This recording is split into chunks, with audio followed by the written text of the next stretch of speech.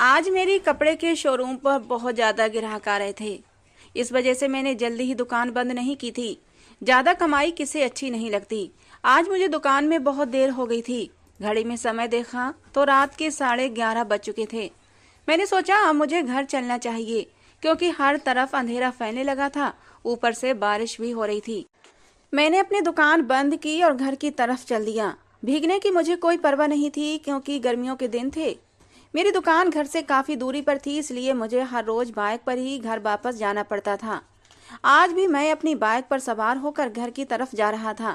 मैं जल्द से जल्द घर पहुंच जाना चाहता था क्योंकि मुझे अपनी माँ की चिंता सता रही थी।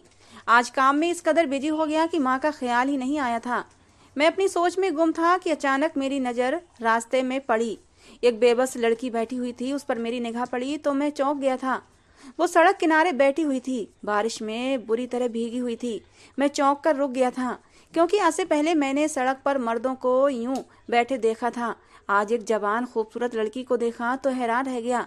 मेरा उस लड़की के लिए दिल दुखा था, इसलिए मैंने उसके लिए भगवान से प्रार्थना की कि हे भगवान, उसकी परेशानी दूर कर दे और उसकी सुरक्षा करना। मैं अपनी बाइक तेज करने लगा, लेकिन जैसे ही मैं थोड़ा सा आगे बढ़ा तो मुझे 3 शराबी बैठे हुए नजर आए थे। वो बड़ी अजीब सी नजरों से उस लड़की को घूर रहे थे, जैसे कोई जानवर बैठा अपने शिकार को देख रहा हो। मुझे ये सब अजीब लगा था। मैंने तुरंत अपनी बाइक रोकी। मैं एक पल के लिए सोचने लगा अब मुझे आगे क्या करना चाहिए। दिल में ख्याल आया आगे बढ़ जाना चाहिए, लेकिन फिर मैं एक बेसहारा लड़की को ऐसे छोड़कर नहीं जा सकता था। जाता भी कैसे। मेरी आंखों के सामने मेरी बहन की शक्ल घूम गई थी। मेरी बहन ने हमारे साथ बहुत बुरा किया था, लेकिन फिर भी जो भी था, मैं एक बहन का भाई था। किसी भी औरत को देखकर मुझे अपनी बहन का ही ख्याल आता था, इसलिए मैंने एक बार फिर से अपनी बाइक रोक ली थी। मैं उतरकर उस लड़की के पास जाकर खड़ा हो गया। मैंने उससे कहा, यहाँ क्यों बैठी हो? वो मेरी बात सुनकर हड़बड़ा कर रह गई थी। कहने लगी, क्यों, क्या ये जगह आपकी है? मैंने नाम में सिर हिलाया और बोला, नहीं, ये जगह मेरी नहीं है, लेकिन यूं सड़क पर बैठना सही नहीं है। तुम यहाँ क्यों बैठी हो? अपने घर जाओ। मेरी बात सुनकर उसकी आंखों में आंसू आ गए। वो कहने लगी, मेरी मजबूरी है क्योंकि मेरे पास रहने का कोई भी ठिकाना नहीं है। मैंने कहा, अपने किसी रिश्तेदार के पास चली जाओ। क्या तुम्हारा इस दुनिया में कोई नहीं है? तो उसके चेहरे पर उदासी और भी ज्यादा छा गई। वो कहने लगी, अगर कोई रिश्तेदार होता तो क्या आज मैं आपको यहाँ नजर आती? मुझे अब उस लड़की में दिलचस्पी होने लगी थी। बेहद हसीन लड़की थी। बारिश में भीगकर उसका हुस्न और भी निखर गया था। उसके बदन पर चिपके हुए कपड़े उसकी खूबसूरती को उभार रहे थे। कुछ पल के लिए तो मेरा दिल मचल कर रह गया था। मैंने उससे कहा, अच्छा उठो, मैं तुम्हें अपने घर ले चलता हूँ। वो लड़की मेरी बात सुनकर एकदम से उठकर खड़ी हो गई। मुझे ये बात थोड़ी अजीब लगी थी। मैंने कहा, तुम्हें मुझसे डर नहीं लगा जो तुम एकदम से मेरे साथ चलने के लिए तैयार हो गई? उसने नामे सिर हिलाया और कहने लगी, मुझे आपसे डर नहीं लगता। मैं मुस्कुरा दिया था और उस लड़की को कहा कि मेरी बाइक पर बैठ जाओ, मैं तुम्हें अपने घर ले चलता हूँ और फिर सुबह तुम्हें किसी शेल्टर होम में छोड़ दूंगा। आज रात मैं तुम्हें यूं सड़क पर नहीं छोड़ सकता। वो लड़की खुश हो गई थी। जैसे ही वो मेरी बाइक पर बैठने लगी, वो तीनों मर्द जो उसको अजीब सी नजरों से देख रहे थे मेरे करीब आ गए। कहने लगे, तुम इस लड़की को कहाँ लेकर जा रहे हो? मैं बोला, इसको अपने घर लेकर जा रहा हूँ। उन तीनों में से एक बिना बालों वाला गंजा मर्द था। कहने लगा, मैं तुम्हें इस बात की अनुमति नहीं दूंगा। मैं बोला, क्यों, तुम मुझे अनुमति देने वाले होते कौन हो? वो आदमी कहने लगा, तुम मुझे नहीं जानते कि मैं कौन हूँ और क्या कर सकता हूँ। तुम्हारी भलाई इसी में है कि इस लड़की को छोड़कर यहाँ से चले जाओ। और फिर दूसरे 2 आदमी भी बोले, हाँ, तुम्हारे लिए यही अच्छा होगा कि इस लड़की को छोड़कर जाओ। उन तीनों के चेहरे इस वक्त बड़े ही खतरनाक लग रहे थे। उनकी आंखों में खून उतरा हुआ था। मुझे उनसे डर लगा। फिर सोचा कि एक लड़की बेचारी उनसे कितना डर रही होगी। वो लड़की भी रोने लगी थी। वो बोली, मुझे इनसे बचा लो। जबकि वो तीनों मर्द मेरे और लड़की के आसपास घेरा डालकर खड़े हो गए थे। कहने लगे, हम तुम्हें नहीं जाने देंगे। ये मंजर बड़ा ही डरावना हो गया था। मेरे लिए यही आसान था कि मैं उस लड़की को वहीं छोड़कर खुद आराम से अपने घर चला जाता। इसी में शायद मेरी भलाई भी थी, लेकिन मैं ये कह नहीं सकता था क्योंकि मेरी आंखों के सामने बार बार मेरी बहन सीमा की शक्ल घूम रही थी। क्योंकि सीमा ने हमारे साथ बहुत बुरा किया था। उसने मेरा दिल दुखाया था। उसने मेरी माँ को भी तकलीफ दी थी। मैं उसे दिल से भुला नहीं पाया था। मुझे आज भी वो दिन बड़ी अच्छी तरह याद है जब मैं थका हारा काम से घर आया तो सीमा मेरे सामने आकर बोली, भाई, मैं आपसे एक जरूरी बात करना चाहती हूँ। मैंने कहा, हाँ बताओ, क्या बात है? मुझे तो यही लगा था वो अपनी पढ़ाई के बारे में मुझसे कुछ बात करेगी। मैंने उससे कहा, हाँ तुम निश्चिंत होकर बात करो। सीमा कहने लगी, भैया मोहल्ले के लड़के विनीत को जानते हैं ना? मैंने हाँ में सिर हिला दिया। मैंने कहा, हाँ जानता हूँ, क्या हुआ? मेरे दिल में अजीब से डर ने सर उठाया था। कहीं वो मेरी गैर मौजूदगी में हमारे घर में ताका झांकी तो नहीं करता, या फिर उसने मेरी बहन के साथ कोई बदतमीजी तो नहीं कर दी। मेरी बहन कहने लगी, भाई पहले आप मुझसे वादा करें, आप मेरी बात ध्यान और शांति के साथ सुनेंगे। वह बोला, सीमा मुझसे पहेलियां मत बुझाओ, जो भी कहना चाहती हो जल्दी कहो। सीमा कहने लगी, भाई इस कदर जल्दबाजी मत करें, आप आए माँ के कमरे में चलते हैं, वहीं बैठकर बात करते हैं। मेरी माँ बीमार रहती थीं। कुछ महीने पहले पैरालाइज का अटैक आया था, इस वजह से वो बिस्तर से लगकर रह गई थीं। मेरी माँ बोलती तो थी मगर वो हरकत नहीं कर सकती थीं, बिस्तर पर ही लेटी रहती थीं। मेरी बहन सीमा ने ही मेरी माँ का ख्याल रखा था और उन्हें संभाला था। मैं अपनी बहन के पीछे पीछे चलता हुआ माँ के कमरे में आ गया। माँ लेटी हुई थी, उनके चेहरे पर आज भी दर्द नजर आ रहा था। कितनी लाचार और मजबूर हो गई थीं, वरना इससे पहले तो पूरा घर उन्होंने अकेले ही संभाल रखा था। सीमा को तो किसी काम को भी हाथ नहीं लगाने देती थीं। उसे कहती, तुम अपनी पढ़ाई पर ध्यान लगाओ, मैं सारा काम खुद कर लूंगी। लेकिन कैसे एक पल में ही सब कुछ खत्म हो गया था। वो एकदम लाचार और मजबूर होकर दूसरों के ऊपर आश्रित हो गई थीं। मैंने कहा, सीमा बताओ तुम्हें क्या बात करनी है और इस कदर पहेलियां क्यों बुझा रही हो? तो वो कहने लगी, भाई मैं विनीत के साथ शादी करना चाहती हूँ। हम दोनों ही एक दूसरे को पसंद करते हैं, अच्छा लड़का है। उसने मुझसे कहा था कि वो अपने घर वालों को मेरे रिश्ते के लिए लेकर आएगा, लेकिन मैंने उसे कहा कि अभी तुम अपने घर वालों को लेकर मत आना, पहले मैं अपने घर वालों से बात करूंगी।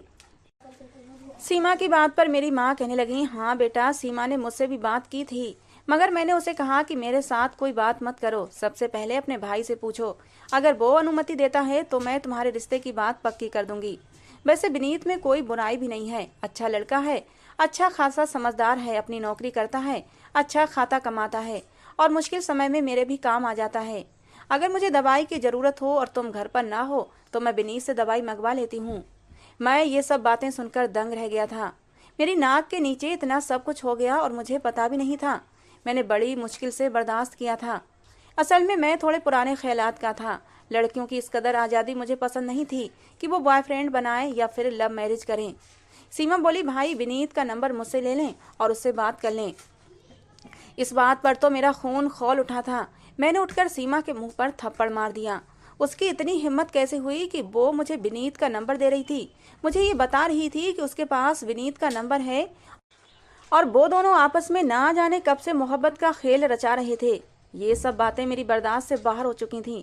मैंने उससे कहा, आज तो तुमने ये बात कह दी, आगे से मत कहना। ये ना हो कि मैं तुम्हारे साथ इतना बुरा सलूक करूं कि तुम सारी जिंदगी याद रखो। वो कुछ समय के लिए तो चुप हो गई थी, अब भी मेरे सीने में आग लगी हुई थी। मेरी बहन का एक गैर लड़के के साथ संबंध था और ना जाने कब से था और मुझे इस बात की खबर भी नहीं थी। मैंने अपने आप को बड़ी मुश्किल से काबू किया हुआ था। खैर दिन यूं ही गुजर गए थे। एक दिन मेरी माँ ने मुझे अपने कमरे में बुलाया और कहने लगी, प्रणव तुमने फिर कोई जवाब नहीं दिया। सीमा सारा दिन मेरा सर खाती रहती है कि भाई ने क्या जवाब दिया। मैंने माँ को कहा, माँ सीमा को बुलाएं। माँ ने सीमा को आवाज दी। सीमा जल्दी ही कमरे में आ गई। वो कहने लगी, क्या बात है? मैं बोला, सीमा मैं ये क्या सुन रहा हूँ, तुमने अभी तक विनीत की बात करना नहीं छोड़ी है। तुम्हें पता भी है कि मुझे ये सब कुछ अच्छा नहीं लगता। मैंने उस दिन भी तुम्हारे मुंह पर थप्पड़ मारा था। तुम्हें इस बात से समझ जाना चाहिए कि मुझे तुम्हारा इस तरह का कोई भी रिश्ता पसंद नहीं है। मुझे बिल्कुल पसंद नहीं कि इस तरह चोरी छुपे प्यार मोहब्बत की पेंगे बढ़ाई जाएं। लेकिन सीमा मेरी आंखों में आंखें डालकर कहने लगी, भाई मैंने प्यार किया है, कोई चोरी नहीं की है जो मुझे अपने काम पर शर्म महसूस होगी। मैं विनीत के बगैर नहीं रह सकती। अगर आपने एक के बजाय मुझे 10 थप्पड़ भी मारे होते तब भी मैं विनीत का नाम लेना न छोड़ती। बस अब मेरे सब्र की हद हो गई थी। मैंने सीमा का हाथ पकड़ा और उसे घसीटते हुए कमरे से बाहर ले गया। रात का समय था। मेरी माँ पीछे से आवाजें देती रह गई थीं। वो कहने लगी, भगवान के लिए प्रणव मेरी बेटी को कुछ मत कहना, वो ना समझ है। अगर तुझे ये रिश्ता मंजूर नहीं तो मैं सीमा को समझा दूंगी।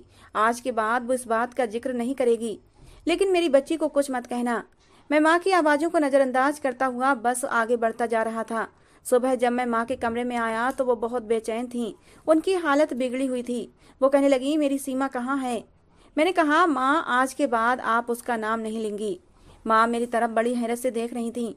वो कहने लगी, कैसे नाम न लूं उसका मैं, वो बेटी है मेरी, 25 साल मैंने उसको पाला है, उसको दिल का टुकड़ा बनाकर रखा है। अब अचानक से तुम मुझे आकर कहने लगे कि मैं उसका नाम भी न लूं। सीधी तरह बताओ मुझे कि मेरी सीमा कहाँ है। मैं बोला, माँ मैंने उसको उसके अंजाम पर पहुंचा दिया है। ये बात सुनकर मेरी माँ फूट फूट कर रोने लगी थी। कहने लगी, प्रणव मेरा दिल बैठा जा रहा है, मुझे सच सच बताओ तुमने मेरी बेटी के साथ क्या किया है। मैं बोला, मैंने उसके साथ वही किया जिसकी वो हकदार थी। मेरी आपसे विनती है कि आज के बाद आप सीमा का नाम इस घर में नहीं लेंगी, नहीं तो मैं ये घर छोड़कर चला जाऊंगा और आप यहाँ पर अकेली रह जाएंगी। मम्मी के चेहरे पर बेबसी के बादल छा गए थे। वो इतनी उदास लग रही थीं जैसे कि कोई जवान विधवा हो। खैर मैं अपनी माँ को सख्ती से मना कर दिया था। उसके बाद माँ ने मेरे सामने कभी भी सीमा का नाम नहीं लिया था, मगर उनकी बिगड़ती हालत इस बात की गवाह थी कि मेरी माँ अपनी बेटी को बहुत याद करती हैं। मैं माँ को डॉक्टर के पास भी लेकर गया। डॉक्टर ने साफ कह दिया, इन्हें कोई बहुत बड़ी टेंशन है, इनकी टेंशन खत्म हो जाएगी तो ये ठीक हो जाएंगी। और मैं जानता था कि उनकी टेंशन कभी खत्म हो ही नहीं सकती, क्योंकि उनकी सीमा कभी लौटकर वापस आने वाली नहीं थी। मैं एक बहन का भाई था, इसलिए यहाँ सड़क पर पड़ी लड़की को देखकर मेरा दिल बेचैन हो उठा था। मैंने उसे बचा लेना चाहता था, उसकी मदद करना चाहता था, मगर वो तीनों मर्द मुझे बड़ी खतरनाक इरादों से देख रहे थे, जैसे वो मुझे खत्म करना चाहते हों। मैं थोड़ी हिम्मत दिखाने का फैसला करने लगा।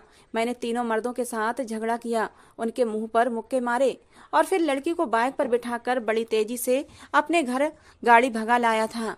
वो लड़की बहुत ज्यादा घबराई हुई थी। मुझसे कहने लगी, कहीं वो मर्द आपके घर तक तो नहीं आ जाएंगे। मैंने नाम में सिर हिलाया और बोला, नहीं नहीं, वो इतनी हिम्मत नहीं दिखा सकते। अब भी वो लड़की रोने लगी थी। वो बोली, आप मेरी हालत नहीं समझ सकते, इस वक्त मैं बहुत ज्यादा डरी हुई हूँ। भगवान के लिए आप एक बार गली से बाहर निकल कर देखें, वो मर्द हमारे पीछे तो नहीं आ रहे। मैंने उस लड़की को तसल्ली दी और घर से बाहर निकल गया और फिर उस लड़की से भी कहा कि तुम भी एक बार बाहर निकल कर देख लो, हमारे पीछे कोई नहीं है। वो लड़की डरते डरते बाहर निकली थी। गली बिल्कुल सुनसान पड़ी थी। तब कहीं जाकर उसने शोक का सांस लिया था। मैं उसे अपने घर के अंदर ले गया और एक कमरे में बिठा दिया। खुद माँ के पास चला गया। मेरी माँ अपने बिस्तर पर लेटी हुई थी। मैंने कहा, माँ मुझे माफ कर दें, असल में मुझे आने में देर हो गई, आपको भूख तो लगी होगी। माँ ने नामे सिर हिला दिया और बोली, कोई बात नहीं, मैं ठीक हूँ। काम वाली आई थी, वो मुझे खाना खिला गई है, रात की दवाई भी दे गई है। ये सुनकर मुझे सुकून हुआ था। मैं बोला, माँ आपको किसी चीज की जरूरत हो तो मुझे बता देना। माँ ने नामे सिर हिलाया और कहा, मुझे किसी चीज की जरूरत नहीं है, बस मुझे नींद आ रही है, मैं सोना चाहती हूँ। मैंने माँ को कहा, ठीक है आप सो जाएं। इतना कहकर मैं उठकर अपने कमरे में आ गया जहाँ वो लड़की थी। मैं उसके पास गया तो वो बड़े सुकून से बैठी हुई थी। उसके चेहरे पर अब किसी भी तरह का कोई डर नहीं था और ये बात मुझे हैरान कर रही थी। मैं उससे बोला, तुम्हारा नाम क्या है? तो वो कहने लगी, मेरा नाम सुमन है। मैं बोला, तुम्हें मेरे घर आकर डर नहीं लग रहा? उसने नाम में सिर हिलाया और बोली, नहीं मुझे बिल्कुल भी डर नहीं लग रहा, क्योंकि मुझे आप पर पूरा विश्वास है। मैं उसकी बात सुनकर हंसते हुए बोला, तुम्हें मुझ पर विश्वास कैसे हो सकता है, तुम तो मुझे जानती भी नहीं हो। वो लड़की कहने लगी, ऐसी बात नहीं है, मैं तो आपको बड़े अच्छे से जानती हूँ। मैं बोला, वो कैसे? मैंने तो आज तक पहले तुम्हें कभी भी नहीं देखा, तो फिर तुम मुझे कैसे जान सकती हो? वो लड़की कहने लगी, आप जब भी अपने काम से वापस घर जाते हैं तो मैं आपको देखा करती थी। आप मुझे बड़े अच्छे इंसान लगे थे। आपने कभी भी इधर उधर ताका झाकी नहीं की थी। काम करके वापस अपने घर चले जाते थे। रोज आपको देखती रही तो मैं आपको पसंद करने लगी थी, लेकिन मैं अच्छी तरह जानती हूँ कि मैं एक सड़क छाप लड़की थी, जिसके पास रहने के लिए घर नहीं था, कोई खानदान नहीं था, कोई अपना नहीं था। तो फिर मैं कैसे आपको हासिल करने के बारे में सोच सकती थी? इसलिए मैंने कभी भी दिल में ये ख्याल आने ही नहीं दिया कि मैं आपको पा सकती हूँ। लेकिन दिल पर तो किसी का कोई बस नहीं होता। मैं अपने दिल को राजी करने के लिए रोज आपको देखा करती थी, और देखें किस्मत में मेरे क्या लिखा था। आज आप मुझे कैसे मिल गए। आपने न सिर्फ मेरी मदद की बल्कि मुझे अपने घर भी ले आए हैं। मुझे आज आपके घर में आपके बिस्तर पर सोने का मौका मिलेगा। उसके बाद आप सुबह मुझे अगर शेल्टर होम छोड़ भी आएंगे तब भी मुझे कोई अफसोस नहीं होगा। मुझे यही लगेगा कि मैं अपनी जिंदगी भरपूर अंदाज में जी चुकी हूँ। मैं बहुत खुश हूँ कि आज आपके पास बैठकर मुझे आपसे बातें करने का मौका मिल रहा है। मैं सुमन की बातें सुनकर बड़ा खुश हो गया था। जब उसने अपने मुंह से इस बात को स्वीकार किया कि वो मुझे पसंद करती है, तो मुझे ऐसा लगा कि जिंदगी की सबसे बड़ी खुशी मिल गई है। सुमन इतनी खूबसूरत लड़की थी कि दिल चाहता उसको देखता ही रहूं। वो भी मुस्कुराकर मुझसे बातें कर रही थी। उसके कपड़े भीगे हुए थे। मैंने कहा, तुम चेंज कर लो, नहीं तो बीमार पड़ जाओगी। वो कहने लगी, लेकिन मेरे पास तो कपड़े ही नहीं हैं। उसकी बात सुनकर मैं भी सोच में पड़ गया। दिमाग में आया, मेरी बहन के कपड़े तो थे, लेकिन उसके कमरे में थे और उसके कमरे को मैंने ताला लगाया हुआ था और चाबी रखकर मैं भूल गया था। मैंने उसे अपनी एक शर्ट और एक ट्राउजर दे दिया। मैंने कहा, ये पहन लो। वो मेरे हाथों से कपड़े लेकर बाथरूम में चली गई। थोड़ी देर बाद आई तो ढीले ढाले कपड़े उसके बदन पर झूल रहे थे। वो सिंगल शर्ट और ट्राउजर में थी। सिंगल ब्लैक कलर की शर्ट पहने वो मेरे सामने खड़ी थी। उसका रूप देखकर मैं नजरें हटाना भूल गया था। दिल के जज्बात मचलने लगे थे। अब मैं अपने ऊपर काबू नहीं पा सकता था, लेकिन मैं जल्दी ही अपने आप को संभालने लगा। मैंने उससे कहा कि मुझे अपने बारे में कुछ तो बताओ। तुम सड़क पर अकेली क्या कर रही थी? उस लड़की के साथ बातें करने का मैं मौका हाथ से जाने नहीं देना चाहता था, इसलिए बहाने बहाने से बातें कर रहा था। पहले तो मेरा इरादा सिर्फ उसकी मदद करने का था, उसके साथ बातें करने का तो मैंने सोचा भी नहीं था। लेकिन अब जब उसने मेरी तारीफ कर दी तो मैं फूले नहीं समा रहा था। उस लड़की को देखकर मेरे दिल में भी मोहब्बत जन्म लेने लगी थी। वो कहने लगी, मेरा कोई खानदान नहीं है। दरअसल मेरे पापा ने अपने खानदान वालों से छुपकर मेरी माँ से शादी की थी। उन्होंने कभी भी अपने घर में मेरी माँ को वो सम्मानित स्थान नहीं दिला पाया जो एक बहू का हक होता है। उन्होंने शुरू दिनों में ये शादी खुफिया रखी थी। किसी को पता नहीं था कि मेरी माँ राजेश की पत्नी है। एक दिन हमें खबर मिली कि पापा की मौत हो गई है। ये बात सुनकर मेरी माँ बहुत रोई थी। माँ ने कहा, अब हमें तुम्हारे बाप के अंतिम संस्कार में जाना चाहिए। मेरी माँ मुझे लेकर मेरी दादी के घर पहुंच गई, लेकिन हमें वहां किसी ने घुसने नहीं दिया, क्योंकि माँ ने दरवाजे पर ही बता दिया था कि वो राजेश की पत्नी है और उसने मुझसे शादी की थी। उन लोगों ने समझा कि हम शायद झूठ बोल रहे हैं, इसलिए उन्होंने हमें गेट से ही वापस भेज दिया। माँ ये देखकर बहुत उदास हुई थी। हर वक्त वो पापा को याद करती रहती थी। साथ ही साथ उन्हें अपने ससुराल वालों का व्यवहार भी भूलता नहीं था। वो यही कहती थी कि सुमन, मुझे तुम्हारे पापा ने कहा था वो हमें हमारा हक दिलवाएंगे, वो हमें अपना लेंगे, दुनिया वालों को बता देंगे कि हम दोनों उनके हैं। मगर देखो, वो तो हमें तन्हा छोड़कर चले गए हैं। हमारा तो इस दुनिया में कोई भी नहीं है। मेरी माँ ने भागकर शादी की थी, इसलिए वो वापस अपने खानदान भी नहीं जा सकती थी। मेरी माँ हर वक्त चिंता में घुलती रहती थी और इसी वजह से वो बीमार रहने लगी थी और यही बीमारी उनकी जान ले गई थी। अब मैं भरी दुनिया में तन्हा रह गई थी। मालिक मकान मुझ पर बुरी नजर रखने लगा था। वो कहने लगा, तुम इस घर पर रहो, मैं तुमसे किराया नहीं लूंगा, मगर रात को मैं तुम्हारे पास आया करूंगा और खुशी खुशी दिल से तुम मेरा स्वागत किया करना। मुझे उसकी ये बात बिल्कुल पसंद नहीं आई थी और मैं घर छोड़कर आ गई। अब मैं गलियों में फिरती रहती हूँ। कोई खाने को दे देता है तो खा लेती हूँ और रात को मुझे कोई सोने की जगह न मिली तो मैं वहीं सड़क पर साइड में लेटकर सोने लगी थी। सुमन की बातें सुनकर मुझे बड़ा दुख हुआ था। मैं बोला, तुम पर तो बड़ा जुल्म हुआ है। तुम्हें अपने माँ बाप की गलती की सजा मिली है। तुम्हें अपने माँ बाप की गलती की सजा मिली है। सुमन कहने लगी कि आपने मुझ पर इतनी दया दिखाई, आपका मेरे ऊपर बहुत ही एहसान है। एक एहसान और कर दें, मुझे खाने के लिए कुछ दे दें, बहुत तेज भूख लगी है। उसकी बात सुनकर मैं शर्मिंदा हुआ था। मैं बोला, मुझे माफ कर दो, मेरा तो ध्यान ही नहीं गया कि तुम भूखी होगी। मैं अभी तुम्हारे लिए कुछ खाने को लाता हूँ, तुम मुझे बताओ क्या खाना पसंद करोगी। वो कहने लगी, आप अगर अचार के साथ भी मुझे रोटी दे देंगे तो मैं वो भी खुशी से खा लूंगी। मैं बोला, तुम चिंता मत करो, मैं अभी तुम्हारे लिए कुछ न कुछ लेकर आता हूँ। मैं घर से बाहर निकला तो हमारे मोहल्ले में ही एक छोटा सा होटल बना हुआ था। मैंने होटल वाले से पूछा, आज क्या बनाया है? तो कहने लगा, आज आलू पालक हैं, लेकर जाने हैं तो ले जाओ। मैंने नाम में सिर हिलाया, बोला, नहीं यार, आलू पालक की जरूरत नहीं है। मैंने दिल में सोचा कि मैं उस लड़की को अब आलू पालक खिलाऊंगा, क्या अच्छा लगूंगा। मैंने सोचा कि मैं उसके लिए पनीर या छोले की सब्जी ले लेता हूँ। इस टाइम वैसे भी रात के समय हमारे रोड के दूसरी साइड होटल की भरमार थी, इसलिए मैं उस होटल को छोड़कर दूसरे होटल की तरफ बढ़ गया और मैंने उसके लिए चटनी, रायता, सलाद और पनीर की सब्जी खरीद कर घर की तरफ चल दिया।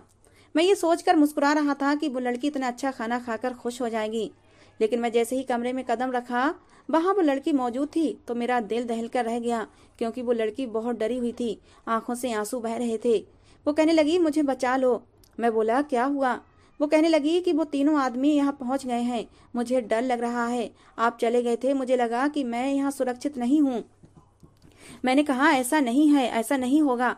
मैं अब इतनी दूर से होकर आया हूँ, वो कहीं भी नहीं थे। तुम यहाँ बैठो, मैं अभी किचन में जाकर तुम्हारे लिए ये सारी चीजें डाल कर लाता हूँ।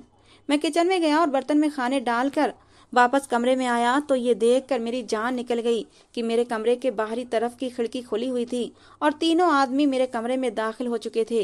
वो कहने लगे, आप बताओ तुम्हारा क्या होगा। मैं बहुत ज्यादा घबरा गया था। इस वक्त तो मेरी मदद के लिए कोई भी नहीं था। एक मेरी माँ थी जो कि बिस्तर से लगी पड़ी थी। उन आदमियों ने मुझे और उस लड़की को बंदी बना लिया था। मैं बहुत घबराया हुआ था। वो तीनों आदमी हमें देखकर हंस रहे थे। लड़की भी बहुत ज्यादा डरी हुई थी और मैं भी डरा हुआ था। उन तीनों आदमियों ने हमारे आसपास घेरा तंग किया हुआ था। वो मुझसे कहने लगे, आप बताओ तुम क्या करोगे। पहले तो बहुत हीरो बन रहे थे। मैंने सुमन से कहा, ये खिड़की तो बंद थी, किसने खोल दी। तब सुमन मुस्कुराकर बोली, ये खिड़की मैंने ही खोली है। उसकी बात सुनकर मैं बेहद घबरा गया था। मैं बोला, मुझे तुम्हारी बात समझ नहीं आई, तुमने खिड़की क्यों खोल दी। सुमन हंसकर बोली, तुम मर्द जात भी क्या चीज हो, जहाँ खूबसूरत लड़की देखते हो वहीं पर फिसल कर रह जाते हो। अगर मेरी जगह कोई बूढ़ी औरत होती या फिर कोई बूढ़ा आदमी होता तो क्या तुम उसे अपने घर लेकर आते। यकीनन तुम ऐसा हरगिज नहीं करते। फिर वो उन मर्दों से बोली, इस घर में कोई नहीं है, एक यही लड़का है और एक इसकी माँ है, वो भी बिस्तर पर पड़ी हुई है, हिलने जुलने के भी काबिल नहीं है। तुम लोग आराम से लूटपाट करो। और ये बात सुनकर तो मुझे लगा कि मैं सांस नहीं ले पाऊंगा। आज तो हद हो गई थी, मेरे साथ इतना बड़ा धोखा। वो आदमी मेरे घर में चल फिरकर चोरी का सामान इकट्ठा करने लगे, जबकि सुमन और उसका एक साथी मेरा पहरा दे रहे थे। उस वक्त मैं बेबसी की इंतहा पर था। मैं चाहकर भी कुछ नहीं कर सकता था। यूं ही आधा घंटा गुजर गया था। वो आदमी अभी तक मेरे घर में मौजूद थे और फिर अचानक बहुत कुछ अनोखा हुआ था। मेरे घर के पास ही पुलिस गाड़ी का सारन बजने लगा था। वो भी चौंक गए थे। देखते ही देखते पुलिस वाले मेरे घर की दीवारें फलांग कर घर में दाखिल हो गए थे। उन्होंने चोरों को गिरफ्तार कर लिया। मैंने पुलिस से पूछा, आपको कैसे पता चला कि हमारे घर में चोर दाखिल हो गए हैं। पुलिस वाले कहने लगे कि आपके घर से मिस सीमा की कॉल आई थी। इतना कहकर वो चले गए थे। मैं जल्दी से उस तहखाने की तरफ भागा था जहां मैंने सीमा को कैद कर रखा था। मेरी आंखों से अब आंसू बह रहे थे। तहखाने का दरवाजा खोला, मैं जल्दी से अंदर गया। सीमा उदासी से जमीन पर बैठी हुई थी। मैं बोला, सीमा ये सब क्या हुआ था। वो बोली, भाई थोड़ी देर पहले तहखाने का दरवाजा खुल गया था। एक लड़की घूमती हुई इधर आई थी, उसी ने दरवाजा खोला था। शायद उसकी मुझ पर नजर नहीं पड़ी थी और वो दरवाजा खुला छोड़कर ही चली गई थी। मैं तो समझी थी शायद आपने खोला होगा, इसलिए मैं बाहर आ गई। जब मैंने देखा कि एक लड़की हमारे घर में घूम फिरकर हर चीज का जायजा ले रही थी और साथ ही साथ फोन पर किसी को समझा रही थी कि घर में इस वक्त कोई नहीं है, तुम लोग आ जाओ, हम लूटपाट कर लेंगे, तब मैंने जल्दी से पुलिस को कॉल कर दी थी। मैंने सीमा के सामने हाथ जोड़ दिए और रो रो कर उससे माफी मांगने लगा कि मुझे माफ कर दो, मैं तुम्हारा कसूरवार हूँ, मैं तुम्हारे साथ बहुत जुल्म कर रहा था, तुम जहाँ कहोगी मैं वहीं तुम्हारी शादी कर दूंगा। सीमा हैरान थी कि आखिर मुझे क्या हुआ है, जबकि मैं उसे ये नहीं बता पाया कि मेरी बहन तुम बहुत अच्छी हो, पसंद की शादी करने में कोई बुराई नहीं है। और बुरा तो मैं था जो सड़क पर पड़ी लड़की को उठाकर अपने घर ले आया था। शायद मैं उस लड़की के साथ उस रात पाप भी कर जाता, क्योंकि मेरे दिल में उस लड़की की खूबसूरती देखकर हवस भर गई थी। उसके मुंह से अपनी तारीफें सुनकर मुझे बड़ी खुशी हुई थी, जबकि अपनी बहन के मुंह से किसी गैर लड़के का नाम सुनकर मैं आग बबूला हो गया था। मैं खुद कहाँ मजबूत किरदार का था जो अपनी बहन पर जुल्म कर रहा था। मैंने दोहरा किरदार बनाया हुआ था कि मेरी बहन तो किसी गैर का नाम भी न ले और मैं गैर के साथ बैठकर गपशप लगाऊं। उस चीज का मुझे बहुत भयानक सजा मिलने वाली थी, मगर भगवान ने मुझे बचा लिया। मैं लुटने से बच गया था। मैंने अपनी बहन की शादी विनीत से कर दी और दिल में ये वादा किया कि पसंद की शादी की कभी खिलाफत नहीं करूंगा। मेरे भगवान ने मुझे मेरी बहन की जिंदगी तबाह करने से बचा लिया था। मेरी माँ की तबीयत भी धीरे धीरे सुधरने लगी थी और वो खुश हो गई थी कि उनकी बेटी सही सलामत वापस उनके पास लौट आई थी। दोस्तों, मैंने अपनी बहन की पसंद की शादी करवाकर सही किया या गलत, अपनी राय जरूर देना। आज की हमारी ये कहानी कैसी लगी जरूर बताना। पसंद आई हो तो प्लीज लाइक करना। रोज एक नई कहानी सुनने के लिए हमारे चैनल को भी सब्सक्राइब करना। मिलते हैं दोस्तों अगली किसी नई कहानी के साथ।